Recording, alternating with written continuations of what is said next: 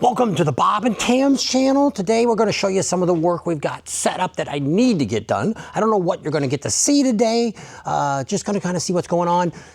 See, I'm already got my tank tops on. I'm not showing off any muscles. What it's all about is it's going to be 100 degrees here today. So work kind of cool and try to stay halfway decent. So let me show you. We got the grandson's vehicle in here. We're going to be selling this Lexus.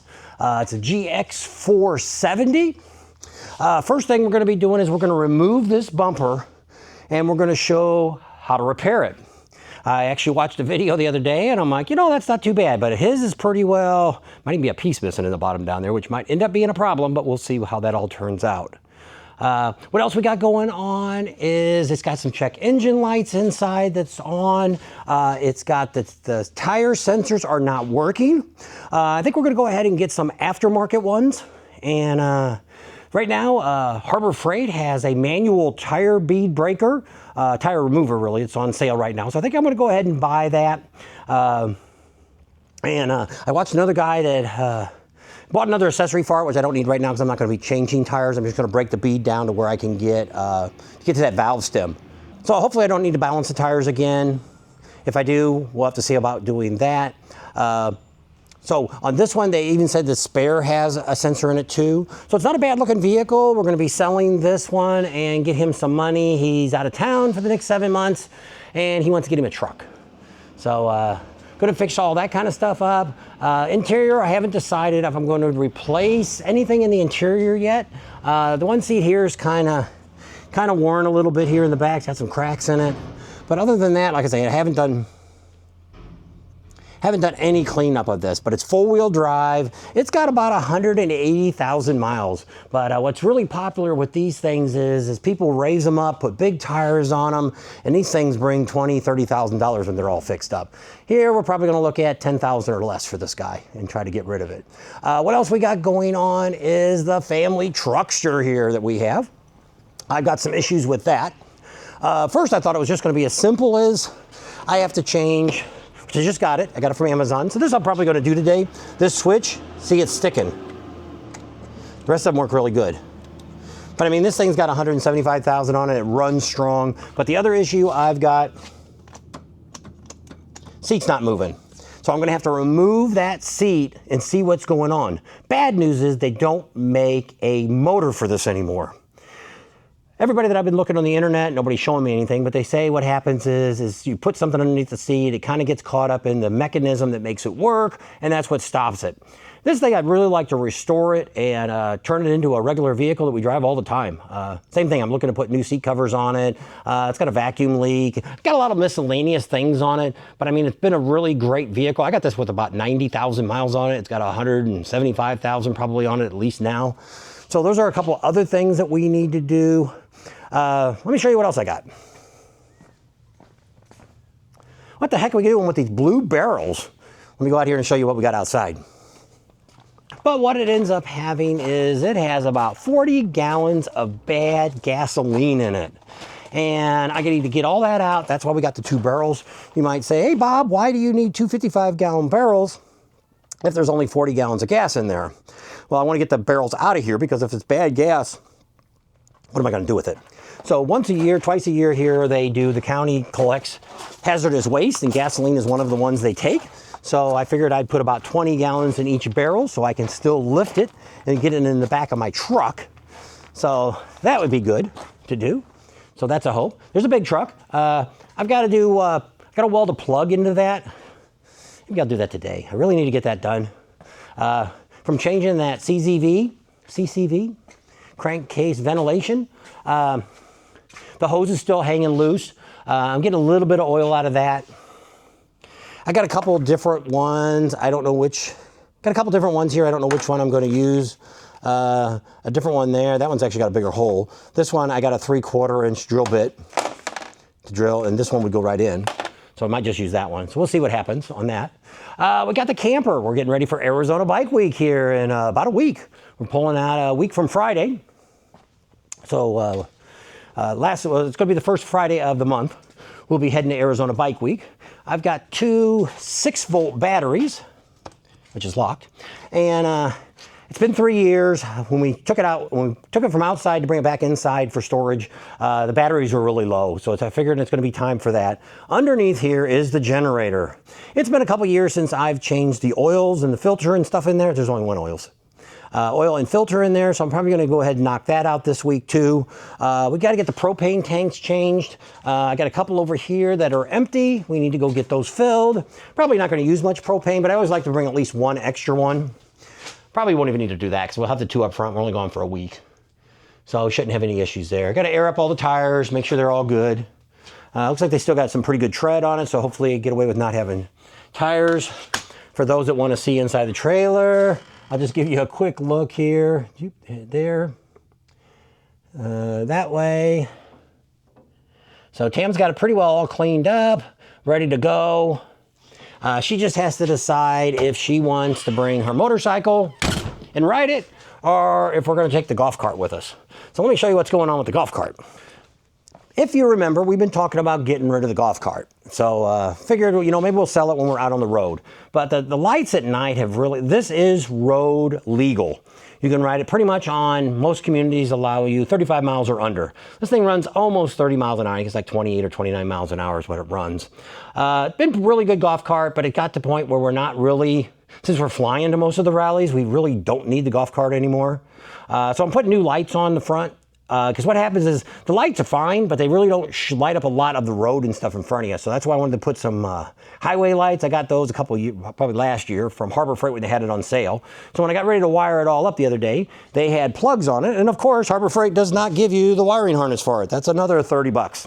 Well, they had that big sale the other day. Well, they still got, well, probably by the time you see this might be over. It's 10 days of sales. One of the days was the lighting. So I saved 10 bucks. So I got it for like $19.95.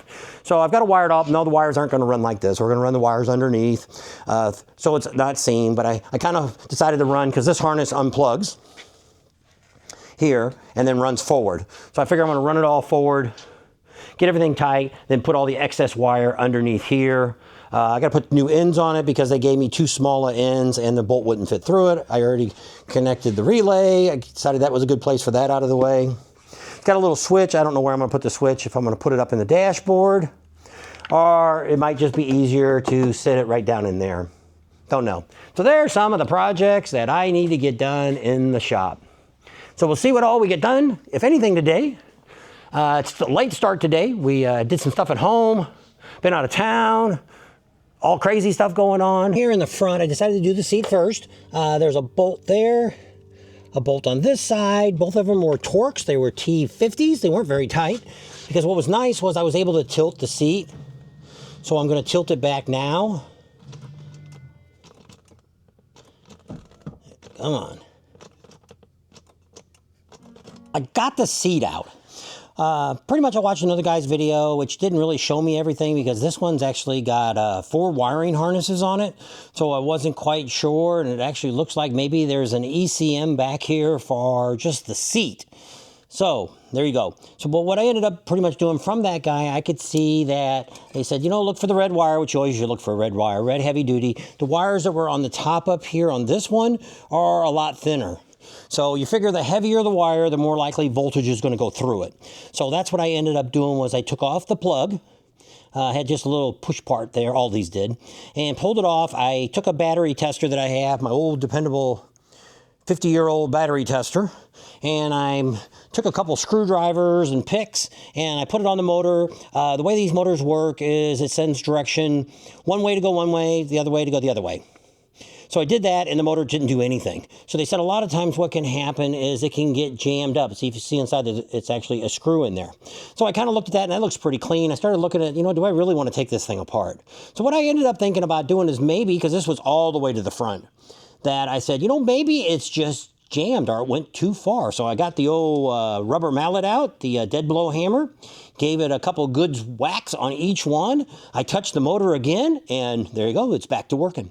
So we'll clean it all up, we'll get it back together, because Tam couldn't drive this because I had the seat all the way back from me. So we'll clean it all up. I found a lot of stuff underneath the seat. So we'll get that all cleaned up, get it back together, and we'll check it again and see if it's working. And if it is, then I'll go ahead and put the door switch in. That should be pretty easy too. So let's get to it. I realize how dirty things get when you don't take the seat out. I swept this out because it looks so bad I didn't want to show you guys, but I didn't clean clean that off there from all the drinks we've spilled and things like that. So there was 4 bolts. They were all 4 were Torx 50s. This one was a pain to get out. If you're going to do it, I end up using an air ratchet, or if you have a cordless, use that one last, because what you can do is as the seat's coming up, because there's no clearance, that you can put that up and get it out by, the seat will be raising because the other bolts are all out. So this thing ended up having 4 pigtails in it. So it ended up being, I would say, I don't know which one. I don't know which one was the main one. I never had to go that far, because once I figured out that it was jammed, that fixed it.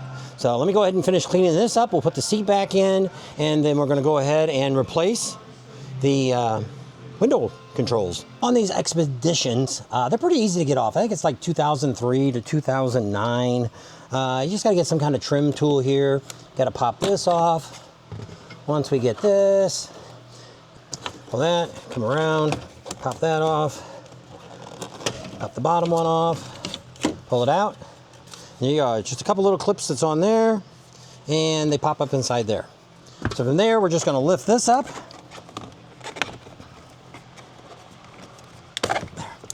And there's our switch. Here's the new switch here. So if you look down here, we've only got 2 wires that we're going to have to end up pulling out. There's just some little clips on there. Push that in, pull that one off. So in this one here, all you have to do is you push up on these little tabs, push down. You have 4 of them all the way around. Once you get them down, you just keep pushing on the buttons as you're at that little tang, and then they pop right out. Look how dirty that is. And then we're gonna take the brand new one. It's gonna go back in. I went ahead and wiped it off too before I showed you that. And this is just going to push in, make sure it snaps in place, and we're all done. So we're just gonna hook all the wires back up. Let's hook them up back the way we had them. Took them out. I ended up taking them all out. Make sure they snap in.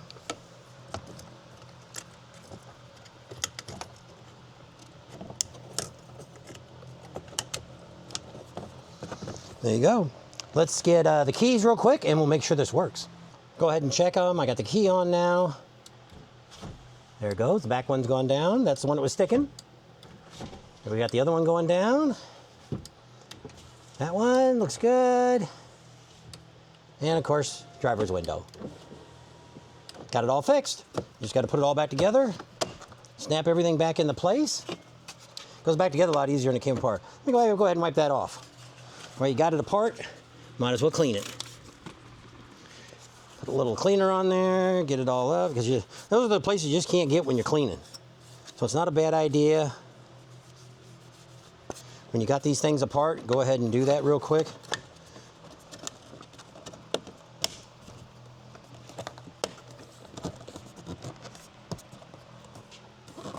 Here we go. Back to normal, back together.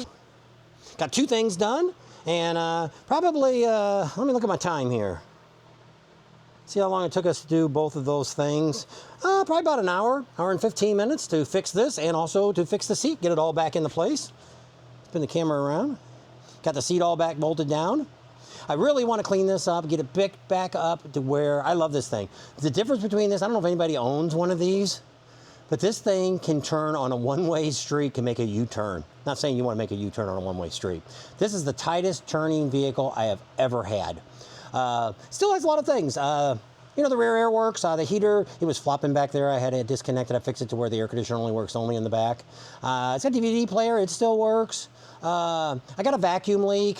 I got a damper that's underneath the dash that I've got to fix, which probably I'm going to have to pull out the whole dashboard. I've been kind of putting that off. And that's it. Once I get the vacuum leak fixed, could have an oxygen sensor that's bad. We might check that out once it gets to that point, but there you go. Got a couple things done here today, and Tam can get back into driving our family truckster. This is kind of the vehicle that we drive around most of the time when we're running around town, going to Vegas. We leave this at the dealership and all that kind of stuff. Red Rock Harley Davidson, big shout out for them because they allow us to do that. So there you go. Now I just got to clean up my mess back here. Got the battery charger, had the compressor I drug over here, and we'll go ahead and sweep this out. I thought I cleaned this all up, but it was really dirty inside. Put my shop vac away, got fan running the day, and so we're gonna leave you right here. At that, just in case this is the end of it, want to thank you all for coming along. Check out the channel. Go out and check out both channels, Bob and Tam's Cars, Trucks, and Motorcycles, which is where this is at. And the other channel is Bob and Tam's Excellent Adventures, where we cover motorcycle rally. So, hey, we're getting ready for Arizona Bike Week. Then we come back a couple weeks, and then we're going to be heading down to Leesburg, Panama City, Thunder Beach. We're down there at Bike Rack. Be pretty cool. So we'll be checking out that information going on there and all the excitement. And then from there, we'll go to Myrtle Beach, hang out there with Steven, and then we'll be coming back, getting ready for Sturgis for a couple months there. We'll be in Sturgis probably about the first or second week of June, all the way through the rally, giving you the best information about motorcycle rallies. There you go. Thanks a lot for watching.